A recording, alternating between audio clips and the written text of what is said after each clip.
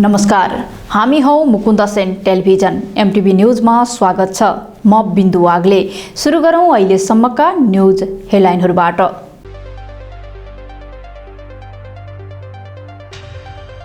विपदमा परेका परिवारलाई राहत उपलब्ध गराउन गृहमन्त्री खाँडको निर्देशन। टेलिफोन मार्फत प्रभावित जिल्लाको अवस्थाबारे जानकारी। वर्तमान सरकारले संविधान उल्लङ्घन गर्ने प्रयास गरेको एमाले उपाध्यक्ष पोखरेलको आरोप। स्थानीय तहको निर्वाचन समयमै नगराए जनपरिचालन गर्ने चेतावनी। 4 वर्षमा मध्य प्रदेश सभाले 44 वटा विधेयक पारित गर्यो। ऐन कार्यान्वयनमा भने चुनौती।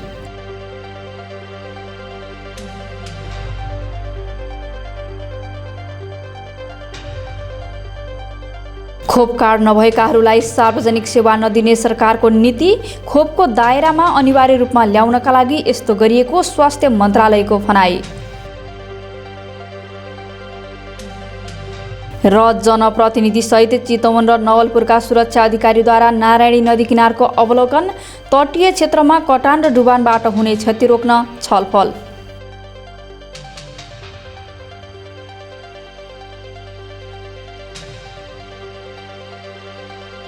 अब न्यूज विस्तारमा। विपद प्रभावितलाई राहत दिन गृहमन्त्री खाँडले निर्देशन दिनुभएको छ। शनिबार विभिन्न प्रभावित जिल्लाका प्रमुख जिल्ला अधिकारीहरूलाई समस्यामा परेकाहरूलाई तत्काल राहत उपलब्ध गराउन निर्देशन दिनुभएको हो।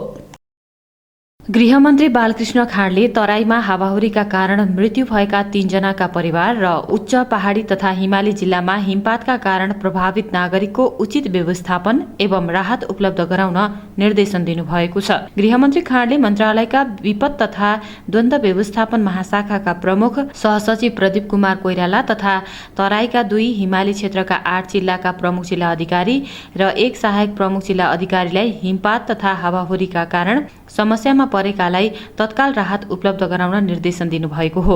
शुक्रबार दिउँसो धनुषाको सबैला नगरपालिका 12 मा रुखको हाँगा भाँचिँदा महेन्द्र सदाकी 8 वर्षीय छोरी प्रतिमा कुमारी र चन्द्रशेखर सदाका 7 वर्षीय छोरा अरविन्दको मृत्यु भएको थियो। गृहमन्त्री खाँडले शनिबार बिहान सहायक प्रमुख जिल्ला अधिकारी प्रदर्शनी कुमारी र जिल्ला प्रहरी प्रमुख वसन्त रजौरेलाई बच्चाको अन्त्येष्टि र अन्य आवश्यक राहतको व्यवस्था मिलाउन निर्देशन दिनुभएको हो।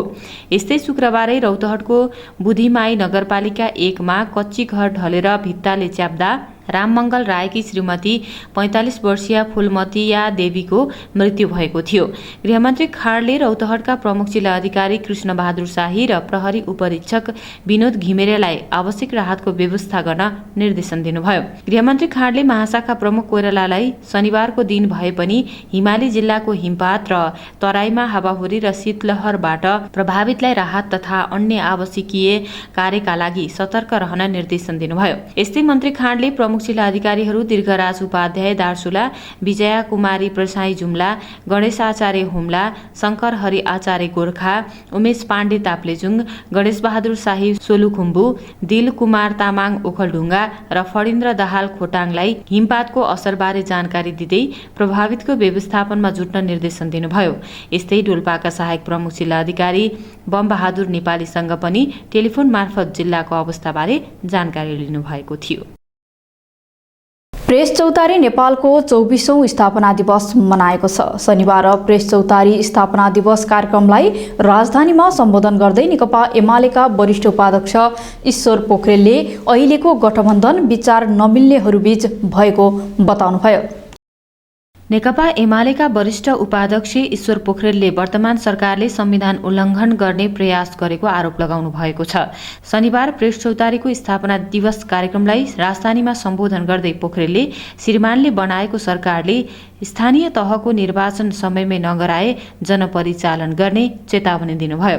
पोखरेलले अहिलेको गठबन्धन विचार नमिल्नेहरू बीच भएको समेत टिप्पणी गर्नुभयो। गठबन्धन सरकारले कालापानी लिपुलेख लगायतलाई हाम्रो हो भन्न नसकेर समस्याको रूपमा प्रस्तुत गरेको उहाँले आरोप लगाउनुभयो। फरक प्रसङ्गमा पोखरेलले सञ्चार माध्यम सेटिङ गराउनेका रूपमा चित्रित भइरहेको समेत दावी गर्नुभयो। यसैबीच प्रेस चौतारी नेपालले 24औं स्थापना दिवसको अवसरमा विभिन्न व्यक्तिलाई पुरस्कार दिने घोषणा गरेको छ। 12 र 13 पुसमा 2078 मा लुम्बिनीमा सम्पन्न संगठनको केन्द्रीय समितिद्वारा पूर्व वरिष्ठ उपाध्यक्ष श्रीधर आचार्यको संयोजकत्वमा गठित 5 सदस्यीय पुरस्कार सिफारिस समितिको सिफारिस अनुसार उनीहरूलाई पुरस्कृत गर्ने निर्णय गरिएको हो। प्रेस चौतारी नेपाल 2055 सालमा स्थापना भएको हो। 7 मङ्सिर 2055मा वरिष्ठ पत्रकार विजय चालिसेको संयोजकत्वमा गठित संगठनले जिल्ला प्रशासन कार्यालय काठमाडौँमा दर्ता गरी प्रमाणपत्र प्राप्त गरेको दिन 22 माघलाई स्थापना दिवसका रूपमा मनाउँदै आएको छ। पुरस्कार महाधिवेशनको उद्घाटन समारोहमा नेकपा एमालेका अध्यक्ष एवं पूर्व प्रधानमन्त्री केपी शर्मा ओलीबाट पुरस्कृत गर्ने कार्यक्रम छ। जो गठबन्धनकारी शक्तिहरू छन् त्यो गठबन्धनकारी शक्तिले नेतृत्व गरेको पोलका एजेन्डाहरू के हुन् म यहाँहरूलाई भन्न चाहन्छु। खोज्नु होला तपाईँहरू, भेट्नु हुने छैन। विचित्र के छ भन्दा कस्तो कन्ट्रोभर्सी छ भने संहिताको स सुन्न नचाहने पनि त्यही छन्। संहिता अहिले भएको संहिता पुगेन 10, 12, 15वटा प्रदेश बनाउनुपर्छ भनेर वकालत गर्नेहरू पनि त्यही छन्। प्रत्यक्ष निर्वाचित कार्यकारी हुनुपर्छ भनेर वकालत गर्नेहरू पनि त्यही छन्। परम्परागत संसदीय प्रणालीको वकालत गर्नेहरू पनि त्यही छन्। संविधान जहाँसुकै जाओस्, कानुन जहाँसुकै जाओस्, मूल्य मान्यताहरू जहाँसुकै जाउन्, यस आधारमा एक ठाउँमा पोको परेका छन्। त्यसको केन्द्रीय उद्देश्य भनेको एमालेको विरोध गर्ने, एमालेको विरोध गर्ने, एमालेलाई कमजोर बनाउने, एमालेलाई समाप्त पार्ने, त्यस्तो एउटा विषाक्त विचार बोकेर त्यो गठबन्धन बनेको छ। त्यसले आर्थिक विकास र समृद्धिका जारी एजेन्डाहरूलाई मतलब राखेको छैन। त्यसले राष्ट्रिय स्वाभिमान र स्वतन्त्रतासित गाँसिएका मुद्दाहरूलाई वास्ता गरेका छैन। त्यसले सामाजिक सद्भाव कायम गर्नुपर्छ भन्ने कुरालाई त्यसले मतलब राखेका छैन। देश विकास गर्नुपर्छ भन्ने ती सपनाहरूलाई मूर्छित बनाउने काम गरेका छ। त्यो गठबन्धन नेसनल पोलिटिक्सको अर्को पोलमा उभिएको गठबन्धनले यी कामहरू गरेको छ। मैले तमाम यी विषयमा दृष्टान्तहरू दिन सक्छु। अहिले तपाईँहरूलाई थाहा छ रणनीतिक महत्त्वका 1400 भन्दा बेसी सडकहरू जो बन्ने क्रममा थिए, औपचारिक ढङ्गले प्रारम्भ भएका थिए, ती चिजहरू किन कटौती भए? त्यो सङ्घीय सरकारको योजनामा नपरेका, प्रदेश सरकारको योजनामा नपरेका, स्थानीय तहबाट पनि निर्माण नभएका तर अत्यन्त महत्त्व राख्ने ती सडक निर्माण गर्ने जो पूर्व सरकार केपी ओलीको नेतृत्वको सरकारले घोषणा गरेको थियो, थालेको थियो, प्रक्रिया सुरु भएको थियो, बजेट छुट्याइएको थियो, ती चिजहरू किन रोकिए?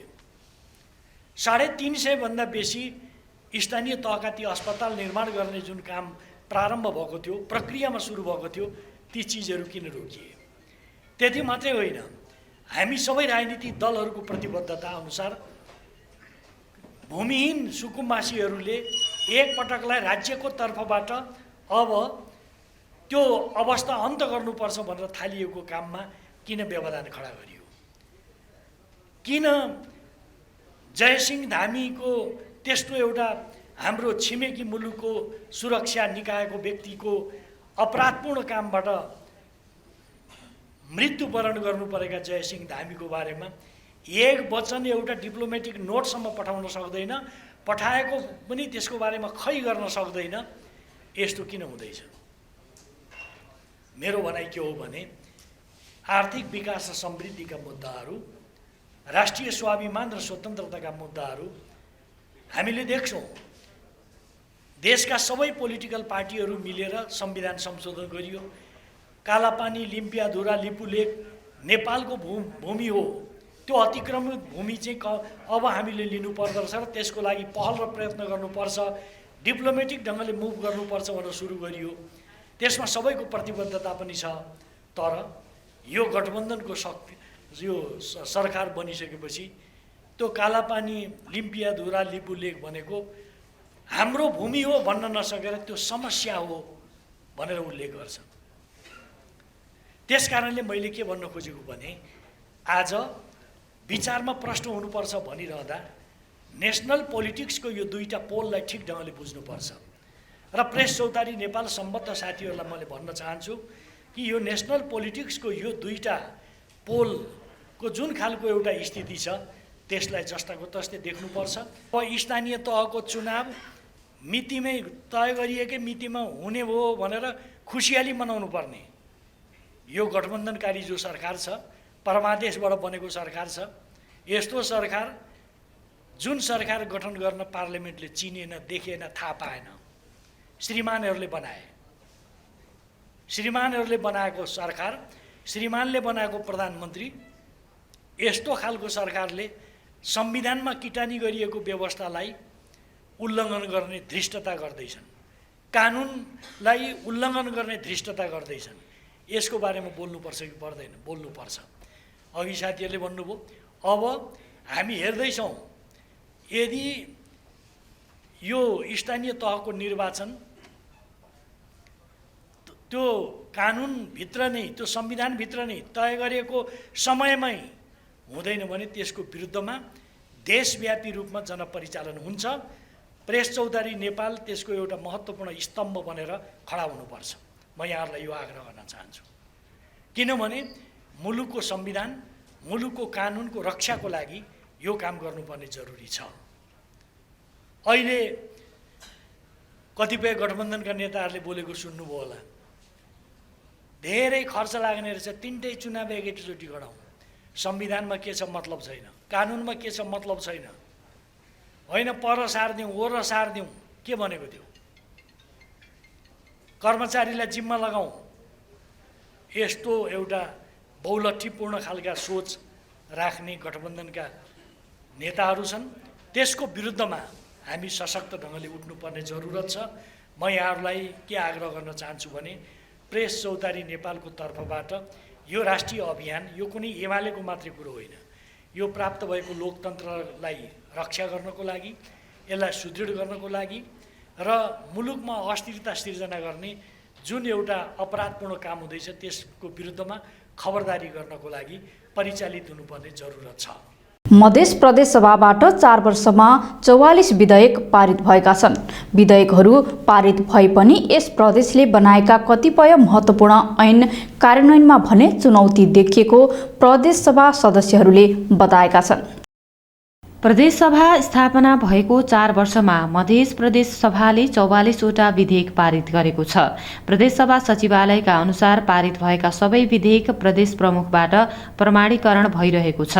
प्रदेशसभा स्थापनाको 4 वर्ष बित्नै लाग्दा गत माघ 3 गते मात्र प्रदेशको नाम मधेस र राजधानी जनकपुर धाम टुङ्ग्याउन सफल मध्य प्रदेश सभाले पारित भएका सबै विधेयक कार्यान्वयन गरिसकेको छ। संघीयता संस्थागत गर्नेदेखि प्रदेश सरकार सञ्चालन र सामाजिक रूपान्तरण सम्बन्धी प्रदेश सरकारबाट आएका महत्त्वपूर्ण विधेयकहरू पारित गर्ने यस प्रदेशले बनाएका कतिपय महत्त्वपूर्ण ऐन कार्यान्वयनमा चुनौती देखिएको प्रदेशसभा सदस्यहरू बताउँछन्। स्वास्थ्य सेवा प्रदेश पदक, आर्थिक प्रदेश प्रहरी सेवा, दलित सशक्तिकरण, मधेस निजामती सेवा, प्रदेश आर्थिक, प्रदेश विनियोजन, जनलोकपाल लगायतका महत्त्वपूर्ण 44वटा विधेयकहरू प्रदेशसभाबाट पारित भई प्रदेश प्रमुखबाट प्रमाणीकरण भइसकेको प्रदेशसभा सचिवालयका सचिव रञ्जित कुमार यादवले जानकारी दिनुभयो। उहाँका अनुसार प्रदेश आवश्यक सेवा सञ्चालन, प्रदेश बालिका संरक्षण र खोप सेवा सञ्चालन गर्ने विधेयक प्रदेशसभामा छलफल हुन बाँकी छ। प्रदेशसभा अन्तर्गतको विभिन्न समितिमा 9वटा विधेयक विचाराधीन अवस्थामा रहेको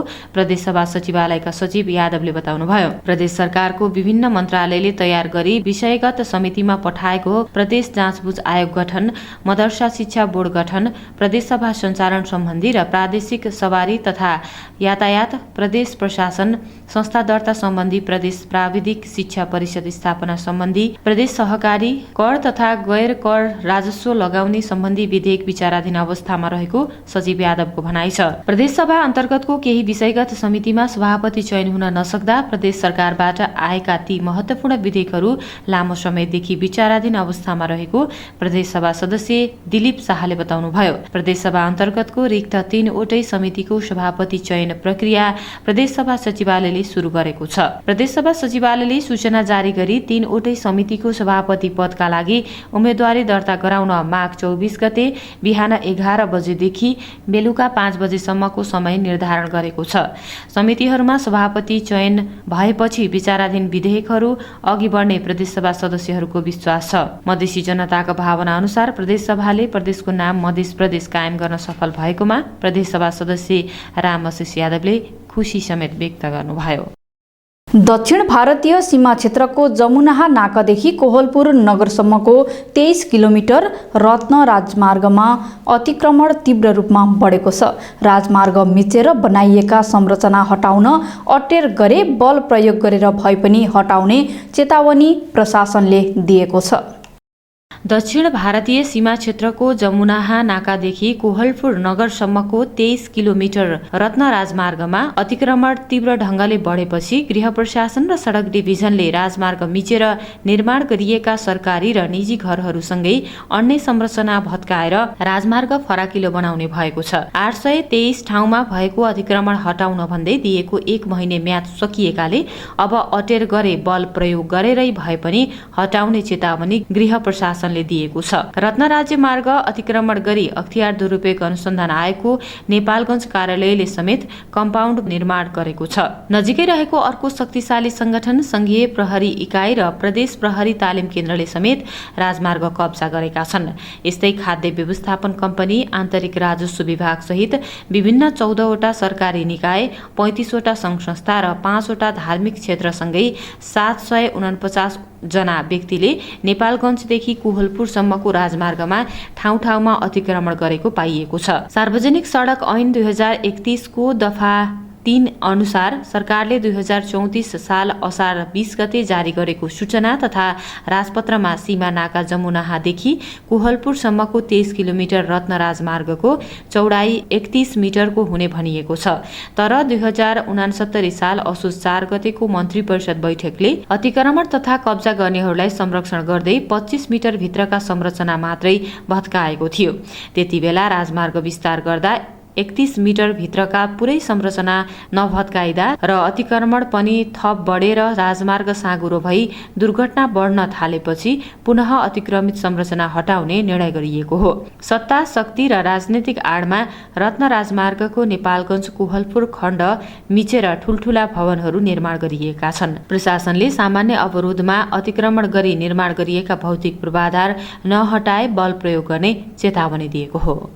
प्रशासनले बल प्रयोग गर्नु पर्यो आवश्यकता देखियो भने त्यो पनि हुने सम्भावना चाहिँ हामीले त्यो तयारी पनि गरेका छौँ। पशुपालन व्यवसायबाट धेरैले आर्थिक उपार्जन गर्दै आएका छन्। व्यावसायिक पशुपालन गर्ने अधिकांश कृषक सफल भएका छन् भने कतिपय कृषकले लगानी समेत उठाउन सकेका छैनन्। एक रिपोर्ट। लागत मूल्य पाउन नसकेपछि गैंडाकोटका दुग्ध उत्पादक किसान निराश बन्न थालेका छन्। लागत अनुसारको बजार मूल्य नपाएपछि कतिपय किसान विस्थापित भएका छन् भने केहीले लगानी घटाउँदै गएको पाइएको छ। पशुलाई खुवाउने दाना, चोकर, परालको मूल्य बढ्दै जाँदा दूधको मूल्यमा भने वृद्धि हुन सकेको छैन। गैंडाकोट नगरपालिका 8 का सुरज ढकालले 40वटा गाई पाल्नु भएको छ। वैदेशिक रोजगारमा लामो समय बिताउनु भएका ढकालले स्वदेश फर्किएर बुबाले गर्दै आउनु भएको पेसालाई अगाडि बढाउनु भएको हो। अर्काको देशमा पसिना बगाउनु भन्दा आफ्नै देशमा केही गर्नुपर्छ भन्ने उद्देश्यले गाई पालनलाई निरन्तरता दिए पनि सोचे अनुरूप उपलब्धि हासिल गर्न नसकेको उहाँले गुनासो गर्नुभयो। केही दिन अगाडि नेपाल सरकारले दूधको मूल्य वृद्धि गरेको घोषणा गरे पनि स्थानीय बजारमा यसको प्रभाव नपरेको उहाँ बताउनुहुन्छ। बजारमा वस्तुको उचित मूल्य नतोकिएका कारण यो समस्या देखिएको उहाँको भनाइ छ। स्थानीय सरकारले आफ्नो क्षेत्रमा गाई पालनमा प्रयोग हुने कच्चा पदार्थ र दूधको मूल्य तोकिदिए यो समस्याको केही मात्रामा समाधान हुने उहाँ बताउनुहुन्छ।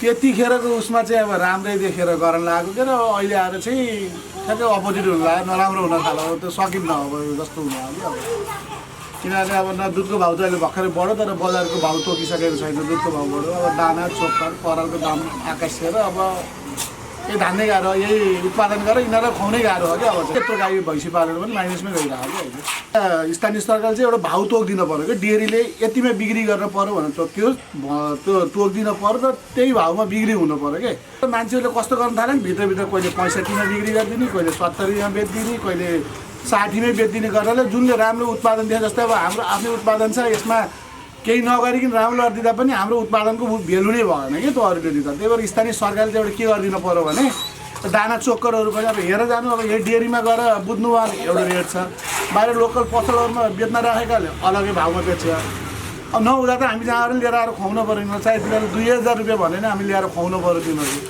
त्यही भएर स्थानीय सरकारले चाहिँ एउटा भाउ तोकिदियोस् के र दुधको पनि भाउ तोकिदियोस् चोकरहरू भयो परालहरूको ठ्याक्कै एउटा भाउ तोकिदियोस् हाम्रो पनि सजिलो होस् के गैंडाकोट 8कै अर्का किसान बालकृष्ण केसीको पनि गुनासो उस्तै छ। केसीले छिमेकी मुलुक भारतमा 26 वर्ष बिताई स्वदेश फर्किएर पशुपालन व्यवसाय गर्नुभएको छ। कृषि तथा पशुपालन व्यवसायमा सोचे अनुरूप मुनाफा हात पार्न सकिन्छ भन्ने सुनेर नै व्यवसाय सुरु गर्नुभएका केसीले निराशा मात्र हात पार्नु भएको छ। केसीले 10 कट्ठा जमिन एनआईसी एसिया ब्याङ्कमा धितो राखेर ऋण लिएर व्यवसाय सुरु गर्नुभएको हो। 28 लाख रुपियाँ लगानी गरेर सुरु गरेको उक्त फार्ममा 20 वटा गाई 8 वटा भैँसी र 20 वटा बाख्रा छन्। वस्तुलाई खुवाउने पराल केसीले पूर्व सुनसरी कलैया र वीरगञ्जबाट आयात गर्नुहुन्छ। परालको मूल्य बढिरहँदा दुधको मूल्य भने बढ्न नसकेको उहाँले गुनासो गर्नुभयो। साथै गाई भैँसीको मल समेत बिक्री वितरण गर्न नपाउँदा उहाँलाई झनै निराशा थपिएको छ। उहाँहरू त उदाहरणीय पात्र मात्र हुनुहुन्छ। गैंडाकोट क्षेत्रका अधिकांश पशुपालनको गुनासो नै लागत अनुसार दुधको मूल्य नपाउनु हो। गाई भैँसीलाई खुवाउने दाना पराल र उत्पादित दुधको उचित मूल्यमा व्यवस्थापन गरिदिए सरकारसँग अन्य गुनासो नरहने पशुपालक किसानहरूको भनाइ छ। हामी 25-26 वर्ष वैदेशिक रोजगार इन्डियातिर बिताइयो। त्यसपछि अहिले के नेपालभित्र केही गरौँ भन्ने सोच बनाएर नेपालभित्र दुधको भाउ पनि छैन। अब दाना चोकरहरू बढिरहेछ त्यही त हो। अब व्यवस्थापन मल व्यवस्थापन गर्ने एउटा माध्यम छैन, बिक्री हुँदैन। दुधको भाउ अब अहिले 30 बेलासम्म खर्च गरिराखेर अब 1700 नागिसक्यो चोकरको भाउ।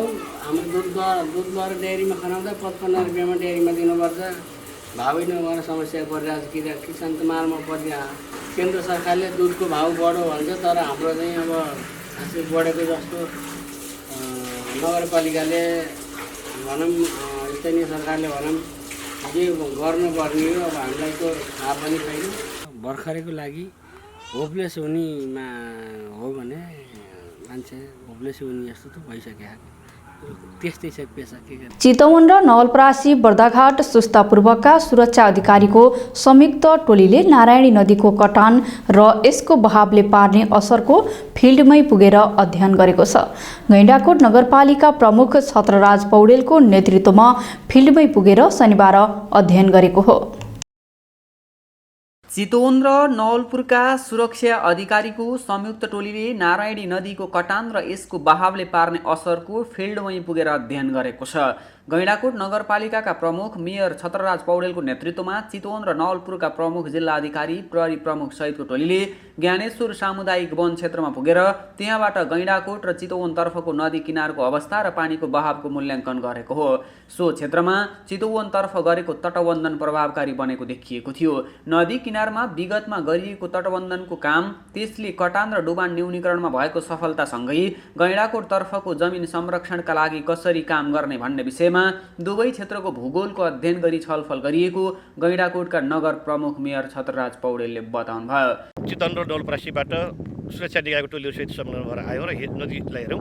आगामी दिनमा नारायणी नदीबाट नदी तटीय क्षेत्रमा बसोबास गर्ने जनताहरूलाई कसरी सुरक्षित तरिकाले राख्न सकिन्छ भन्ने विषयमा एउटा सिकाइको हुनुभयो र यो नदी नियन्त्रणको पाटो कसरी काम गर्न सकिन्छ भन्ने विषयमा छलफल र अनुसन्धानको काम अगाडि बढायौँ। वर्षा सुरु हुनु पूर्व नै नदीको क्षेत्रको अध्ययन गरेर सम्भावित जोखिमलाई रोक्नका लागि आवश्यक रणनीति बनाउन सहज होस् भन्ने उद्देश्यका साथ संयुक्त अनुगमन गरिएको पौडेलको भनाइ छ।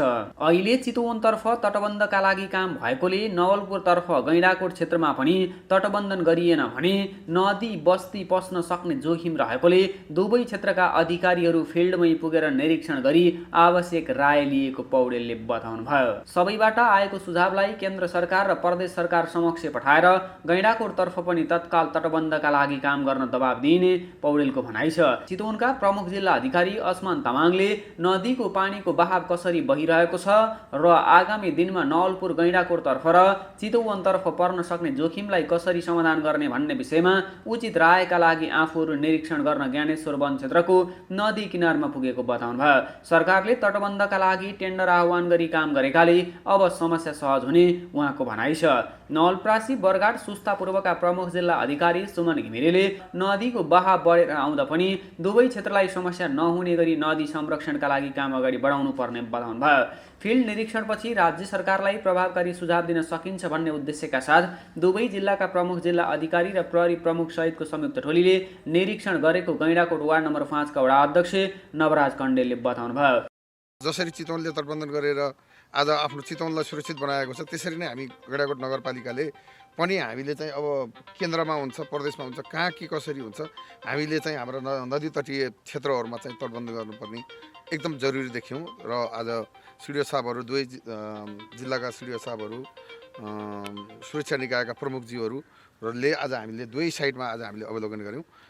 भोलिका दिनहरूमा चाहिँ नदी तटीयबाट चाहिँ मानवीय क्षति र जमिनको क्षति नहोस् भनेर आज यो अवलोकनमा हामी मेयर साहब लगायत हामी सबै आएका थियौँ र अब चाहिँ गैंडाकोटमा चाहिँ विलम्ब नगरिकन तटबन्धन गर्नुपर्छ भन्ने कुरो हामीलाई लागेको छ। हामी केन्द्रीय सरकारसँग हामी त्यहाँसम्म पुग्छौँ। गैंडाकोट र चितवनतर्फ दुवै क्षेत्रमा नारायणी नदीको हालको अवस्था र यसले आगामी असार साउनमा नदीको बहाव बढेर पर्न सक्ने जोखिम र त्यसलाई कसरी बेलैमा समाधान गर्न सकिन्छ भन्ने विषयमा पनि अनुगमनमा छलफल भएको कण्डेलले बताउनुभयो।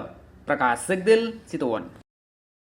सार्वजनिक क्षेत्रमा खोप कार्ड अनिवार्य भएपछि कोभिड विरुद्धको खोप लगाउनेहरूको भिड लाग्न सुरु भएको छ। स्वास्थ्य तथा जनसङ्ख्या मन्त्रालयका अनुसार सार्वजनिक सेवा दिने ठाउँ नजिकै कोभिड विरुद्धको खोप केन्द्रको व्यवस्था गरेर सरकारले खोप लिन सहज गराएको हो। यस्तै हाल सरकारले पनि कोरोनाको खोप सबै नागरिकको पहुँचमा पुर्याउन खोप कार्ड नभएकाहरूलाई सार्वजनिक सेवा नदिने नीति लिएको स्पष्टीकरण दिएको छ। सबै नागरिकको पहुँचमा कोभिड विरुद्धको खोप पुर्याउन खोप कार्ड नभएकाहरूलाई सार्वजनिक सेवा नदिने नीति लिनु परेको सरकारले स्पष्ट पारेको छ। स्वास्थ्य तथा जनसङ्ख्या मन्त्रालयकी प्रवक्ता डाक्टर सङ्गीता मिश्रले कोभिड-19 विरुद्धको खोप लिन मानिसहरू नआउने क्रम बढेपछि सरकारले उनीहरूलाई खोपको दायरामा अनिवार्य रूपमा ल्याउनका लागि यस्तो नीति लिनु परेको बताउनुभयो। उहाँले यो नीति लिएपछि कोभिड विरुद्धको खोप लगाउनेहरूको भिड नै लाग्न सुरु गरेको बताउनुभयो। सरकारले लिएको यो नीति मिडियामा आए जस्तो नागरिकलाई खोपबाट वञ्चित गराउन वा कसैमाथि विभेद गर्न नभएको स्पष्ट पार्नुभयो। सार्वजनिक सेवा लिने ठाउँ नजिकै कोभिड विरुद्धको खोप केन्द्रको व्यवस्था गरेर सो सेवा लिनु अघि कोभिड विरुद्धको खोप लिन सहज हुने व्यवस्था सरकारले गरेको स्वास्थ्य तथा जनसङ्ख्या मन्त्रालयको भनाइ छ। उहाँले जुनसुकै खोप लगाएका नागरिकहरूले पनि बुस्टर खोपको लागि फरक खोप लगाउन पाउने गरी पछिल्लो निर्णय आएको पनि स्पष्ट पार्नुभयो। माघ 7 गते बसेको WHO अन्तर्गतको स्ट्राटेजिक एडभाइजरी बोर्डको बैठक र राष्ट्रिय खोप सल्लाहकार समितिको बैठकले नै बेरोसेल वा जुनसुकै खोप लगाएको भए पनि बुस्टर खोप लगाउँदा हुने निर्णय गर्नु परेको बताउनुभयो। स्वास्थ्य तथा जनसङ्ख्या मन्त्रालयले स्वास्थ्य सुरक्षा मापदण्डको पूर्ण पालना गर्न र कोभिड खोप लगाउन सबै नागरिकलाई पटक पटक अपिल गर्दै आएको छ। मिश्रले त्यसका लागि खोपको अभाव नहुने समेत स्पष्ट पार्नुभयो। खोप कार्ड अनिवार्य गर्यो भने त्यो किन गरे होला भन्ने हामीले बुझ्नुपर्छ हैन। यो जनतालाई शास्ति दिनलाई त अवश्य नै छैन। हामीले के देख्यौँ भने हाम्रो विगतको एक्सपिरियन्सले के देखाएको छ भने हामीले भ्याक्सिनेसनको रेट बढाउँदा पनि हैन कतिपय व्यक्तिहरू भ्याक्सिनेसन लिन नआएको अवस्था पनि छ हैन। अनि यदि तपाईले पछिल्लो तथ्याङ्क हेर्ने हो यो ओमिक्रोन भन्दा पहिलाको तथ्याङ्क भने यो खोप केन्द्रहरू सञ्चालन गर्दा पनि मान्छे खोप लिन नै आएनन्। अब ठ्याक्क ओमिक्रोन आउने टाइममा अथवा ओमिक्रोनको इन्फेक्सन बढिरहँदाखेरि मान्छेहरू भ्याक्सिन लिनलाई चाहिँ भिड चाहिँ भयो होइन। तथापि राष्ट्रिय तथ्याङ्क यदि हामीले हेर्छौँ अथवा प्रोभिन्सियल तथ्याङ्क हेर्छौँ भने हाम्रो खोपको कभरेज त्यस्तरी बढेको छैन। त्यही भएर यो एउटा स्ट्र्याटेजी हो होइन। यो चाहिँ मान्छेले शास्ति दिनुभन्दा पनि मान्छेले खोप लगाउन् भन्ने आधारमा गरिएको निर्णय हो। अनि यसले के भनेको छ भने खोप कार्ड भएन भने तपाईँले यो सार्वजनिक सेवा अथवा जुन हामी कुरा गरिरहेछौँ तपाईँले पाउनुहुन्न। तर त्यसको अर्को पाटो चाहिँ मिडियामा अथवा धेरै आएको छैन। अर्को कुरा के भनिएको छ भने कुनै सार्वजनिक संस्था सेवा दिने संस्थाको छेउमा लगभग आधी घन्टाभित्र होइन अथवा नजिकैमा खोप केन्द्र पनि हुनुपर्छ। त्यो हिसाबले त्यसले के गर्छ भने मानिसले यदि उसँग खोप कार्ड छैन भने ऊ पहिले गएर खोप लिन्छ अनि मात्रै सेवा लिन आउन् भन्ने कुरा हो। त्यही भएर यो राज्यको नीति चाहिँ खोपमा पहुँच बढाउनको लागि लिएको नीति हो र यसमा कुनै पनि अहिले भनौँ न मिडियामा प्रचार भए जस्तो कसैलाई विभेद गर्नलाई अथवा कुनै सेवा निषेध गर्नलाई लिएको चाहिँ नीति चाहिँ रहेनछ। नेपालमा पछिल्लो 24 घण्टामा थप 1714 जनामा कोरोना पोजिटिभ पुष्टि भएको छ। स्वास्थ्य तथा जनसङ्ख्या मन्त्रालयका अनुसार पछिल्लो 24 घण्टामा गरेको 8513 जनाको परीक्षणबाट उक्त सङ्ख्यामा संक्रमित फेला परेका हुन्। पछिल्लो 24 घण्टामा कोरोना भाइरस कोभिड-19 को संक्रमणबाट थप 9 जनाको मृत्यु भएको छ। 1714 जनामा संक्रमण पुष्टि भएको छ। स्वास्थ्य तथा जनसङ्ख्या मन्त्रालयका अनुसार देशभर 8513 नमुना परीक्षण गरिएको थियो। 5225 नमुनाको पीसीआर परीक्षण गर्दा 1103 र 3288 जनाको एन्टिजेन परीक्षण गर्दा 611 गरी 1714 जनामा संक्रमण पुष्टि भएको छ। पछिल्लो 24 घण्टामा 4771 जना संक्रमण मुक्त भएका छन्। हाल देशभर 52780 सक्रिय संक्रमित छन्। यता चितवनमा पछिल्लो केही दिन यता दैनिक थपिने संक्रमितको संख्या घटेको छ भने संक्रमण मुक्त हुनेको संख्या बढ्न थालेको छ, जसका कारण जिल्लामा सक्रिय संक्रमितको संख्या पनि बिस्तारै ओह्रालो लागेको छ। स्वास्थ्य कार्यालय चितवनका अनुसार पछिल्लो 24 घण्टामा 66 जना संक्रमित थपिए भने 488 संक्रमित संक्रमण मुक्त भएका छन्। पछिल्लो 2 दिनमा 201 संक्रमित थपिँदा 840 संक्रमित संक्रमण मुक्त भएका हुन्। एमटिभी न्यूजमा अब छोटा समाचार। निर्वाचन आयोगले आसन्न निर्वाचनलाई मध्यनजर गर्दै मतपत्र डिजाइनका लागि दरखास्त आह्वान गरेको छ। शनिबार एक सार्वजनिक सूचना प्रकाशित गर्दै आयोगले मतपत्र, लोगो, निर्वाचन चिन्ह तथा निर्वाचन शिक्षा तथा सूचना सामग्री डिजाइनका लागि दरखास्त आह्वान गरेको हो। मध्य प्रदेश सरकारले प्रदेशका किसानको समस्या पहिचान तथा समाधानका लागि उच्च स्तरीय समिति गठन गरेको छ। शनिबार बसेको मन्त्री परिषदको बैठकले भूमि व्यवस्था, कृषि तथा सहकारी मन्त्री विजय कुमार यादवको संयोजकत्वमा 5 सदस्यीय उच्च स्तरीय समिति गठन गरेको हो। समितिमा उद्योग, पर्यटन, वन तथा वातावरण मन्त्री शत्रुघ्न महतो, आन्तरिक मामिला तथा सञ्चार मन्त्री भरत प्रसाद शाह, अर्थमन्त्री शैलेन्द्र प्रसाद शाह र खानेपानी तथा ऊर्जा विकास मन्त्री ओम प्रकाश सर्राफ रहनुभएको थियो। गण्डकी प्रदेशका पूर्व मुख्यमन्त्री एवं नेकपा एमालेका उपमहासचिव पृथ्वी सुब्बा गुरुङले संहिताको जग बसाल्ने सवालमा विगतमा गण्डकी प्रदेशसभाले महत्त्वपूर्ण काम गरेको बताउनु भएको छ। गण्डकी प्रदेशसभाको वार्षिक उत्सवका अवसरमा शनिबार शुभकामना दिँदै गुरुङले आफूहरूले गरेका उपलब्धिहरूको दस्तावेजीकरण गर्नु आवश्यक भएको बताउनुभयो। यातायात मजदुरहरूले सार्वजनिक यातायातको भाडा समायोजन अधिकार सङ्घीय सरकारलाई दिनुपर्ने माग गरेका छन्। नेपाली काङ्ग्रेस निकट नेपाल यातायात मजदुर सङ्घ, नेकपा एमाले निकट नेपाल यातायात मजदुर सङ्गठन, नेकपा माओवादी केन्द्र निकट अखिल नेपाल यातायात मजदुर सङ्घले शुक्रबार राष्ट्रिय सभा विधायन व्यवस्थापन समितिका सभापति परशुराम मेगी गुरुङलाई भेटेर सार्वजनिक यातायातको भाडा समायोजन अधिकार सङ्घीय सरकारलाई दिनुपर्ने माग गरेका हुन्। लक्षित जनसङ्ख्याको 70% कोभिड-19 विरुद्धको खोप लगाउने उपलब्धि हासिल भएकोमा अमेरिकाले नेपाललाई बधाई दिएको छ। अमेरिकी दूतावासले शनिबार विज्ञप्ति जारी गर्दै महामारी विरुद्ध नेपाललाई उपलब्ध गराउँदै आएको सहायता निरन्तर हुने जनाएको छ। हिउँदे झरीले चितवनमा झण्डै 12 लाखको इट्टामा क्षति पुगेको छ। इट्टा व्यवसायी सङ्घ चितवनका अध्यक्ष पुष्प पियाले चितवनमा 2 दिनदेखि परेको पानीले चितवनका इट्टामा झण्डै 12 लाखको क्षति पुर्याएको बताउनुभयो। पकाउनका लागि तयारी अवस्थामा राखिएको काँचो इट्टामा पानीले क्षति पुर्याएको हो। चितवनमा 7 वटा इट्टा उद्योग रहेका छन्। ती सबै उद्योगमा क्षति पुगेको उहाँले जानकारी दिनुभयो। विनय त्रिवेणीमा नरभंशी बाघ खोज्न गरिएको प्रयास 26 दिनसम्म पनि सफल नभएपछि प्रतिकूल मौसमको कारण देखाउँदै निकुञ्ज कर्मचारीले बाघ खोज्न छाडेका छन्। विनय त्रिवेणी गाउँपालिकाको विभिन्न जंगलमा बाघ खोज्न गरिएको प्रयास असफल भएपछि मौसमलाई दोष दिँदै निकुञ्ज कर्मचारीले शुक्रबारबाट बाघ खोज्न छाडेका हुन्। नेदरल्यान्डमा एचआईभीको नयाँ भेरिएन्ट भेटिएको छ। नयाँ भेरिएन्ट भिभी पुरानो भन्दा निकै तीव्र गतिमा फैलने र शरीरको प्रतिरोधात्मक क्षमतालाई छिटो नोक्सान पुर्याउने भारतीय बेलायती सञ्चार माध्यम डेली मेलले जनाएको छ। नेदरल्यान्डमा मात्रै 109 जनामा नयाँ भेरिएन्ट देखिएको छ। एमटीभी न्यूजमा अब पालो एमटीभी वेदरको। शनिबार राति प्रदेश 1 मध्य प्रदेश र बागमती प्रदेशमा आंशिकदेखि सामान्य बदली रही देशका अन्य प्रदेशका पहाडी भूभागमा आंशिक बदली रहनेछ। तराईका भूभागमा मौसम सामान्यतया सफा रहने भएको छ। आइतबार दिउँसो देशभर आंशिक बदलीदेखि मौसम सामान्यतया सफा रहने मौसम पूर्वानुमान महाशाखाले जनाएको छ। अब लागौं देशका विभिन्न स्थानका मौसम सम्बन्धी थप जानकारीतर्फ।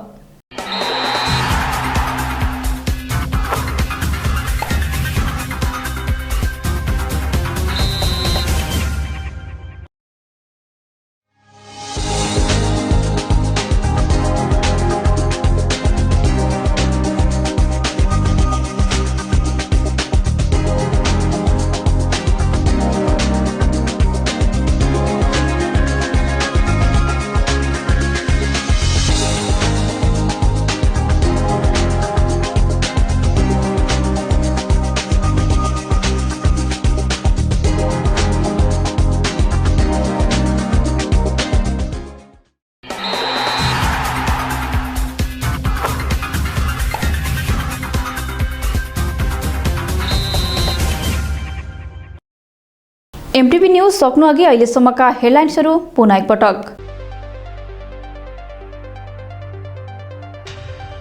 विपदमा परेका परिवारलाई राहत उपलब्ध गराउन गृहमन्त्री खाँडको निर्देशन। टेलिफोन मार्फत प्रभावित जिल्लाको अवस्थाबारे जानकारी। वर्तमान सरकारले संविधान उल्लङ्घन गर्ने प्रयास गरेको एमाले उपाध्यक्ष पोखरेलको आरोप। स्थानीय तहको निर्वाचन समयमै नगराए जनपरिचालन गर्ने चेतावनी। 4 वर्षमा मध्य प्रदेश सभाले 44 वटा विधेयक पारित गर्यो। ऐन कार्यान्वयनमा भने चुनौती।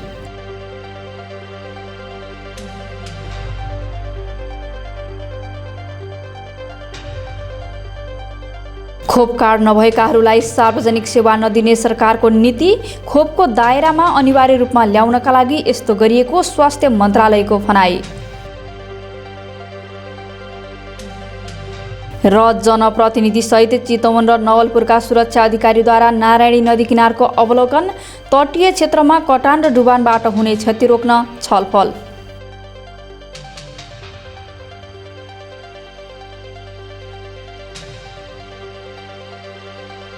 एमटीभी न्यूज अहिलेलाई यति नै। निरन्तर न्यूज अपडेटका लागि मुकुन्द सेन टेलिभिजन हेर्दै गर्नुहोला। एमटीभी न्यूज तपाईले फेसबुक र युट्युबमा पनि हेर्न सक्नुहुनेछ। अहिलेलाई भने समाचार कक्षका सम्पूर्ण सहकर्मीसहित म बिन्दु वाग्ले बिदा हुन्छु। नमस्कार।